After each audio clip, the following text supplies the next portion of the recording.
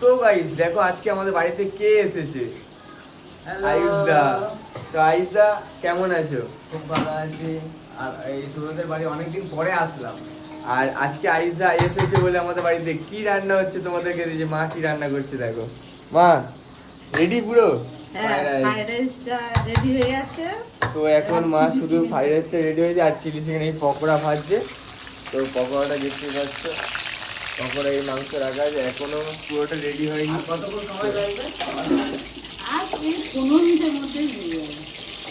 15 মিনিটের মধ্যে পুরো রেডি হয়ে যাবে। তারপর আমরা খেতে বসবো।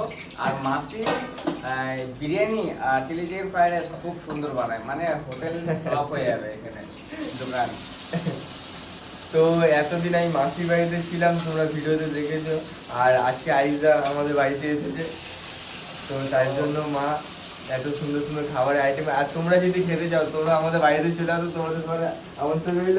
হ্যাঁ অবশ্যই তোমরা চলে আসবে এখানে। অ্যাড্রেসটা বলবো না, নাহলে অ্যাড্রেসটা আর আর এই তো পাপিমণি আমাকে রাখি পরিয়ে দিয়েছে। হ্যাঁ, খুব আইসদাকে একটা রাখি পড়েছে, আমার বোন এটা আইসদাকে রাখি পড়েছে, আমাকেও রাখি পড়েছে। আমি রাখি খুলে দিয়েছি। পাপি চকলেট পাবে আমার কাছে না পাপি?